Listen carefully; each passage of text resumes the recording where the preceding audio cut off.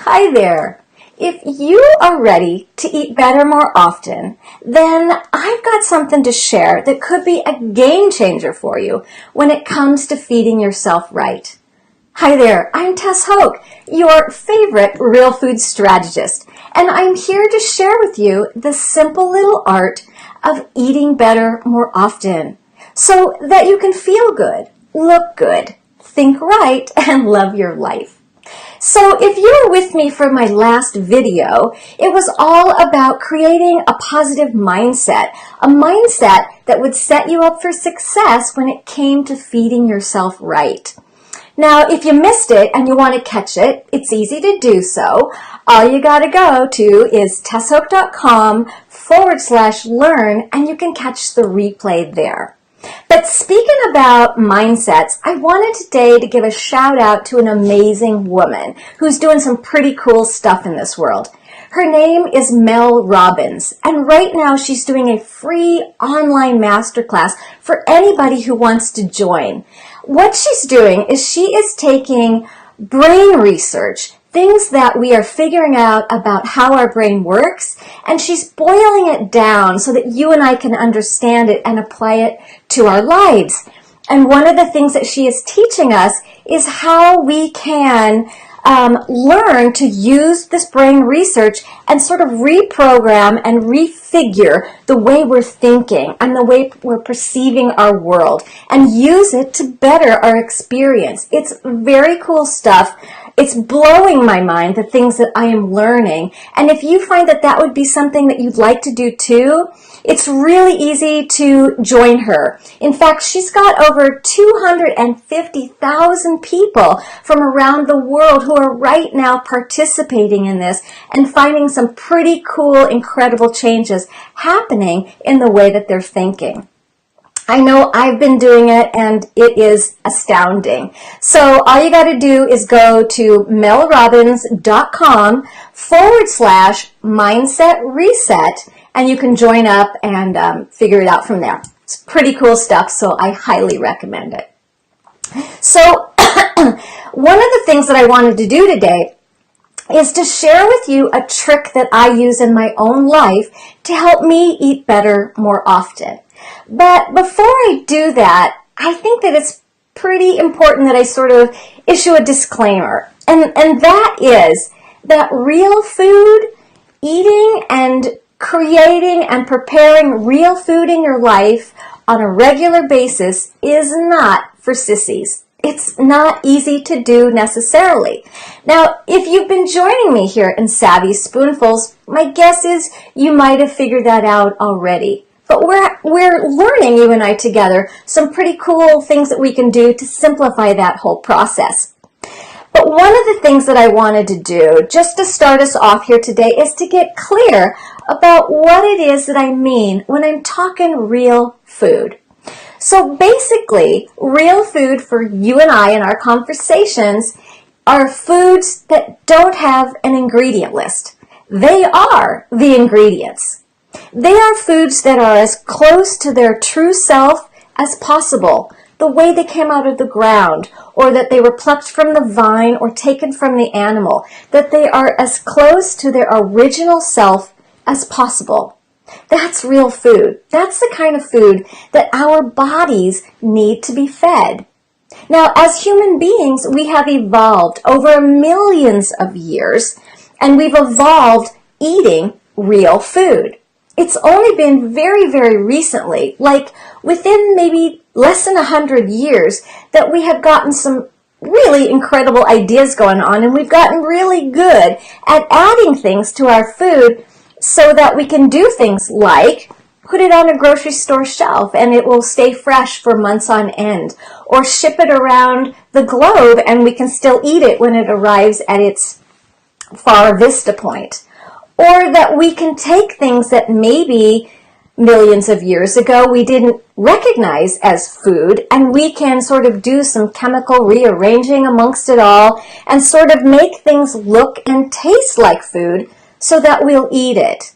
And we've gotten extremely good at filling up our grocery store shelves with this kind of food, at filling up our markets and our restaurants and feeding our children and ourselves this food that truly isn't real. So today, my goal is to help us take another step forward and begin to clarify and get very clear on what's real and what's not.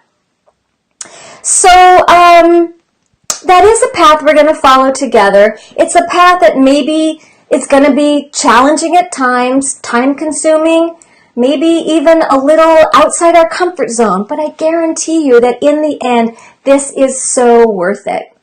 So, why should you care about any of this? Well, here's the deal, and I like to kind of put it in a sort of a perspective that maybe brings it home for us in an easy way to understand. Our bodies are the tools that we are using to create our lives.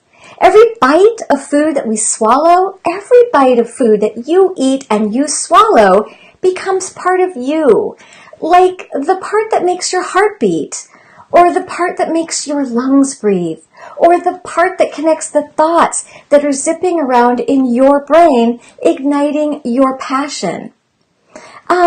Your suit, the body, it's your suit that you wear.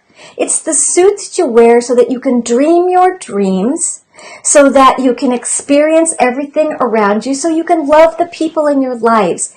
But most importantly, we need to understand that we can't do any of that, and that's all beautiful, good, important stuff, but none of it is possible without one of these. And this little fellow, our body, requires one very important thing from us. Real food. Food that's good for it, so that it can perform at its optimal level and help us create the kind of life that we want to be living. So the trick that I want to share with you today is really simple. Now, it may require a little practice. Whenever we learn anything new, we have to start out where we are and we get better and better as we go along. But the trick that I want to share with you today is something that I call real food recognition. Now, real food recognition is literally the ability to tell the difference between food that is real and food that isn't real. How do we do that? Well, on the side of everything that we purchase, whether it comes in a bag or a box or a can, there's a list of ingredients, and we need to start making a habit of looking at those and then begin to decide, what are those things? Do we know what those things are? Are they words that we can't pronounce? Are they things that we don't understand the meaning of? Our goal, remember, is to begin to add more real food to our daily life. And those real foods, again, are the ingredients. They don't have ingredient lists full of long, hard to pronounce things. Now, I'm not a doctor. I'm not a healthcare professional. I'm somebody just like you. I'm a regular person. But I do believe in science. And so when we ask ourselves, what kind of diet should we be eating? Should we be a vegetarian? Should we be a vegan? Should we eat the Mediterranean diet or the paleo diet? Or should we eat a low carbohydrate diet? It's interesting when you look to science for some of those answers. And recently, Yale University did a pretty cool study. And what they did was they compared all of these sorts of diets, fad diets and science-based diets, and they looked into each of them to decide which one was the best. And the winner? The winner was real food. It turns out the best thing that we can feed ourselves is real food. So back to that trick, real food recognition, we now have to learn how to decide what's real and what's not. So I'm an action taker, and I want you to be an action taker too. And here's what I'd like you to do today. Spend a few minutes. I know we're all busy, but do me a favor and carve out just a few minutes out of your day and look into your pantry and look into your refrigerator. Now remember, there's no judgment here. And here in Savvy Spoonfuls, we're not about being perfect. We're just about making better choices more often. So do me that favor, look through your pantry and look in your refrigerator and look at those ingredient lists on those food items that you believe are good for you. What do you see on there? Are there those things that you do not understand, words that you can't pronounce? But begin to look at those and begin to remove some of those things that you determine aren't real and add more things into your kitchen that are. When you go grocery shopping, remember, real food doesn't have an ingredient list. Real food is the ingredient, the carrot, the apple, the tomato. All right? It can be really simple, but it can take a little bit of practice, but I know that you've got it in you and you can become killer at this. All right? So this is a key. This is one of the things that I have used in my real food journey. It's been very beneficial. It's been very enlightening. And if you're a reader or a researcher, or you find that science is one of the leaders and can take you down the path and simplify this for you, by all means, check out our modern industrialized food industry. We don't need to go into the dirty stories here today, but give yourself the benefit of the doubt and begin to educate yourself on what's real and what's not. I think you're going to begin to learn. It can be a mind blower, and some of the things that you thought were real, you're going to learn perhaps are not real. I know that 15, 20 years into my real food lifestyle, I'm still finding things that I didn't know about. So it's a never-ending journey, but we're getting better and better about it.